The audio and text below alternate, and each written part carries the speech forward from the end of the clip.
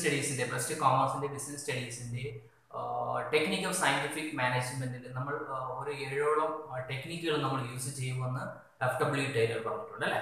അതിൽ ഒരു ഇമ്പോർട്ടൻ്റ് ആയിട്ടുള്ള ഒരു ടെക്നിക്സ് ഡീറ്റെയിൽ ആയിട്ട് എക്സ്പ്ലെയിൻ ചെയ്യാനുണ്ടായിരുന്നു എന്ന് ഞാൻ മുൻകൂട്ടി പറഞ്ഞിട്ടുണ്ടായിരുന്നു.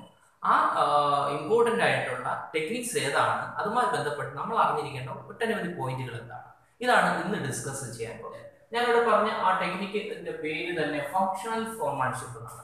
നമുക്ക് എന്താണ് ഫങ്ഷണൽ ഫോർമാൻഷിപ്പ് എന്ന് അവിടെ ഒന്ന് ചെറുതായിട്ടൊന്ന് സൂചിപ്പിച്ചായിരുന്നു. ദാറ്റ് ഈസ് FW ടൈലറിന്റെ അഭിപ്രായം പ്രകാരം ഒരു പർട്ടിക്കുലർ വർക്കിനെ മോണിറ്റർ ചെയ്യാൻ വേണ്ടി അല്ലെങ്കിൽ സൂപ്പർവൈസ് ചെയ്യാൻ വേണ്ടി മെയിൻ ആയിട്ട് ഒരു 8 സൂപ്പർവൈസർ അപ്പോയിന്റ് ചെയ്യണമെന്നാണ് ഈ ഫങ്ഷണൽ ഫോർമാൻഷിപ്പിലൂടെ പറയുന്നത്. സോ അതുമായി ബന്ധപ്പെട്ട് എന്താണ് FW ടൈലറിന്റെ വാക്കുകളിൽ നിന്ന് നമുക്ക് നോക്കാം. ഫങ്ഷണൽ ഫോർമാൻഷിപ്പുമായി ബന്ധപ്പെട്ട് അത് ഇൻട്രൊഡ്യൂസ് ചെയ്തത് അല്ലെങ്കിൽ കണ്ടുപിടിച്ചത് FW ടൈലർ ആണ്. FW ടൈലർ എന്താ പറയുന്നത് നോക്കാം. He suggested that specialization should be introduced in the factory. അതായത് സ്പെഷ്യലൈസേഷൻ ഫാക്ടറി കൊണ്ടുവന്നാൽ മാത്രമേ ഫാക്ടറിയിലുള്ള ഒട്ടുമിക്ക വർക്കുകൾ മുന്നോട്ട് പോകുകയുള്ളൂ എന്നാണ് FW ടൈലറിന്റെ അഭിപ്രായം. എന്താണ് ഇതുകൊണ്ട് ഉദ്ദേശിക്കുന്നത്? അണ്ടർ ദിസ് സിസ്റ്റം, ഈ സിസ്റ്റം കൊണ്ട് ഉദ്ദേശിക്കുന്നത് planning and execution R separated from each other. That is ഒരു പർട്ടിക്കുലർ വർക്കിന്റെ വർക്കുമായി ബന്ധപ്പെട്ട പ്ലാനിങ്ങും അതുപോലെ തന്നെ അതിന്റെ എക്സിക്യൂഷനും രണ്ടായിട്ട് തന്നെ നമ്മൾ മോണിറ്റൈസ് ചെയ്യണം, അല്ലെങ്കിൽ രണ്ടായിട്ട് തന്നെ ഡിസിഷൻ എടുക്കണം എന്നാണ് പറയുന്നത്. ഒരു പർട്ടിക്കുലർ വർക്കിനെ 2 കാറ്റഗറിയിൽ തിരിക്കുക. ഒന്ന് അതിന്റെ പ്ലാനിങ്ങുമായി ബന്ധപ്പെട്ട ഡിസിഷനും അതുപോലെ തന്നെ 2 എക്സിക്യൂഷനുമായി ബന്ധപ്പെട്ട ഡിസിഷനും. He advocate this 8 supervisors are supervising the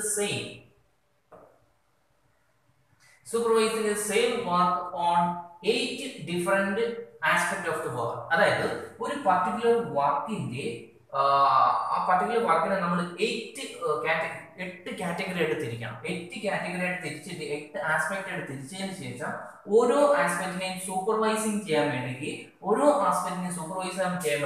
ഒരു സൂപ്പർവൈസർ നമ്മൾ അപ്പോയിന്റ് ചെയ്യണം. ഇങ്ങനെ അപ്പോയിന്റ് ചെയ്തു കഴിഞ്ഞാൽ ആ ഒരു പർട്ടിക്കുലർ ടാസ്ക് എന്താണ് നമ്മൾ ഉദ്ദേശിക്കുന്നത് ആ ലെവലിലോട്ട് നമുക്ക് കംപ്ലീറ്റ് ചെയ്യാൻ പറ്റുമെന്നാണ് FW ടൈലറിന്റെ അഭിപ്രായം. എന്തെല്ലാമാണ് ഈ 8 ടാസ്കുകൾ എന്നാണ് അടുത്ത് ഞാൻ പറയാൻ പോകുന്നത്. നമ്മൾ നേരത്തെ പറഞ്ഞതുപോലെ തന്നെയാണ് FW ടൈലറിന്റെ ഒരു പർട്ടിക്കുലർ ടാസ്കിനെ 8 കാറ്റഗറി ആയിട്ട് തിരിക്കും. ദാറ്റ് ഈസ് സൂപ്പർവൈസിങ്, അതായത് ഫങ്ഷണൽ ഫോർമാൻഷിപ്പിനെ ഒരു ഫാക്ടറി മാനേജർ മെയിൻ ആയിട്ട് നോക്കിക്കാണേണ്ട കാര്യങ്ങളാണ് ഇവിടെ പറയുന്നത്. ഈ ഫാക്ടറി മാനേജർ ഒരു പർട്ടിക്കുലർ വർക്കിനെ 2 കാറ്റഗറി ആയിട്ട് തിരിക്കണം.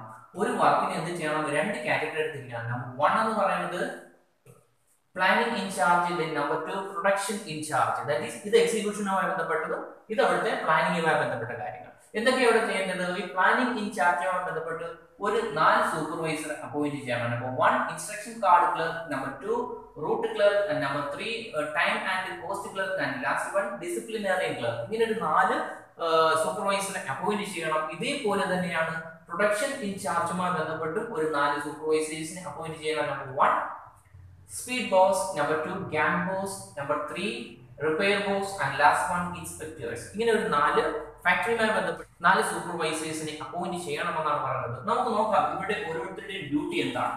ദാറ്റ് ഈസ് ഇൻസ്ട്രക്ഷൻ കാർഡ് ക്ലർക്കിന്റെ ഡ്യൂട്ടി എന്താണ്? അവരുടെ റെസ്പോൺസിബിലിറ്റി എന്ന് പറയുന്നത് lay down the exact method of doing work. ഒരു വർക്ക് കംപ്ലീറ്റ് ചെയ്യാൻ വേണ്ടിക്ക് ഏത് രീതിയിലാണ് മുന്നോട്ട് പോകേണ്ടതെന്ന് മുൻകൂട്ടി ഒരു ഐഡിയ, ഒരു പ്ലാൻ ചെയ്ത് വെക്കണം. ഇതാണ് ആരുടെ ഡ്യൂട്ടി എന്ന് പറയുന്നത്? ഇൻസ്ട്രക്ഷൻ കാർഡ് ക്ലർക്കിന്റെ ഡ്യൂട്ടി എന്ന് പറയുന്നത്. So after Leh down the method of doing work, what is next? The root clerk ന്റെ responsibility ആണ് next എന്ന് പറയുന്നത്. To lay down the sequence of operation and direct the workers follow the same. അതായത് already plan ചെയ്ത് വെച്ച വർക്കിനെ ഒരു sequential രൂപത്തിൽ, ഒരു ഓർഡർ രൂപത്തിൽ ആക്കിയതിനു ശേഷം ആ ഓർഡറിലൂടെ ഫോളോ ചെയ്യാൻ വേണ്ടി പ്രാപ്തരാകേണ്ടത് ആരാണ്? റൂട്ട് ക്ലർക്കാണ്. ഈ റൂട്ട് ക്ലർക്കിന്റെ ഡ്യൂട്ടി എന്ന് പറയുന്നതാണ് ഡയറക്ഷൻ കൊടുക്കുക. എന്താണ്? നമ്മൾ മുൻകൂട്ടി പ്ലാൻ ചെയ്ത് വെച്ച രീതിയിൽ തന്നെ വർക്ക് മുന്നോട്ട് കൊണ്ടുപോകാൻ വേണ്ടി ഒരു ഡയറക്ഷൻ കൊടുക്കുകയാണ് റൂട്ട് ക്ലർക്കിന്റെ ഡ്യൂട്ടി എന്ന് പറയുന്നത്. അടുത്ത നെക്സ്റ്റ് സൂപ്പർവൈസറിന്റെ ഡ്യൂട്ടി എന്താണ്? ടൈം ആൻഡ് കോസ്റ്റ് ക്ലർക്ക് എന്നാണ് നമ്മൾ അറിയപ്പെടുന്നത്. അവരുടെ റെസ്പോൺസിബിലിറ്റി എന്താണ്? ലേ down the time table four doing various job and maintain the cost of the work, maintaining the cost of the work very important. ഒന്ന് ടൈം ടേബിൾ നമ്മൾ fix ചെയ്യണം, രണ്ട് cost നമ്മൾ ഫിക്സ് ചെയ്യണം. ദാറ്റ് ഈസ് നമ്മൾ ഒരു work complete ചെയ്യാൻ വേണ്ടി ഒരു ടൈം ടേബിൾ മുൻകൂട്ടി ഫിക്സ് ചെയ്യണം. നമ്മൾ പഠിക്കുമ്പോൾ തന്നെ ടൈം ടേബിൾ ഫിക്സ് ചെയ്തത് പോലെ തന്നെയാണ് ഒരു വർക്ക് കംപ്ലീറ്റ് ചെയ്യാൻ വേണ്ടി ഒരു ടൈം ടേബിൾ ഫിക്സ് ചെയ്യണം. ദെൻ അതുമായി ബന്ധപ്പെട്ട് മുൻകൂട്ടി ഡിസൈഡ് ചെയ്ത സ്റ്റാൻഡേർഡിൽ തന്നെ മുൻകൂട്ടി ഡിസൈഡ് ചെയ്ത രീതിയിൽ തന്നെയാണ് അതിന്റെ കോസ്റ്റുകൾ നമ്മൾ കയ്യിൽ നിന്ന് ചിലവാകുന്നത് നമ്മൾ ഐഡന്റിഫൈ ചെയ്യണം. അതിനെ ഒരു കൺട്രോൾ കൊടുക്കലാണ് അതിന്റെ ടൈം ആൻഡ് കോസ്റ്റ് ക്ലർക്കിന്റെ ഡ്യൂട്ടി എന്ന് പറയുന്നത്. അടുത്തത് ഡിസിപ്ലിനറി. ഇവിടെ ഡ്യൂട്ടി എന്താണ്? To enforce rules and regulations and maintain discipline among the workers. Workers എന്ന് പറയുന്നത് ഡിഫറെന്റ് കാറ്റഗറിയിലുള്ള വ്യക്തികളായിരിക്കും, ഡിഫറെന്റ് ക്യാരക്ടർ ആയിരിക്കും. ഇവരെ എല്ലാവരും കൂടെ ഒരുമിച്ച് കൊണ്ടുവരാൻ വേണ്ടി ഒരു കോമൺ റൂൾസും റെഗുലേഷൻസും അഡോപ്റ്റ് ചെയ്തുകൊണ്ട് അവിടുത്തെ കാര്യങ്ങൾ മുന്നോട്ട് കൊണ്ടുപോവുക നോക്കി കാണേണ്ടതാണ് ഈ ഡിസിപ്ലിനറി സൂപ്പർവൈസറി ഡ്യൂട്ടി എന്ന് പറയുന്നത്. ഇങ്ങനെ പ്ലാനിങ്ങുമായി ബന്ധപ്പെട്ട് 4 ടാസ്ക് ആണ് അല്ലെങ്കിൽ 4 സൂപ്പർവൈസിംഗ് ആണ് ആര് പറയുന്നത്? FW ടൈലർ ഇവിടെ സജസ്റ്റ് ചെയ്യുന്നത്. ദെൻ ഇതുമായി ബന്ധപ്പെട്ട് കോസ്റ്റ് ഇൻചാർജുമായി ബന്ധപ്പെട്ട് പ്രൊഡക്ഷൻ ഇൻചാർജുമായി ബന്ധപ്പെട്ട് ഇതുപോലെ തന്നെ 4 എണ്ണം പറയുന്നത്. അതിൽ നമ്പർ 1 എന്ന് പറയുന്നത് സ്പീഡ് ബോസ്. എന്താണ് സ്പീഡ് ബോസിന്റെ റെസ്പോൺസിബിലിറ്റി?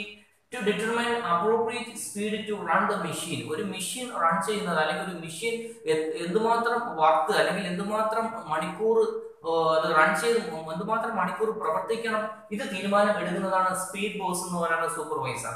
ഒരു ടാസ്ക് അല്ലെങ്കിൽ ഒരു വർക്ക് കംപ്ലീറ്റ് ചെയ്യുമ്പോൾ ഒരു മെഷീനറി എത്ര അവർ പ്രവർത്തിപ്പിക്കണം എന്ന് ഡിസൈഡ് ചെയ്യുന്നതാണ് സ്പീഡ് ബോസിന്റെ റെസ്പോൺസിബിലിറ്റി എന്ന് പറയുന്നത്.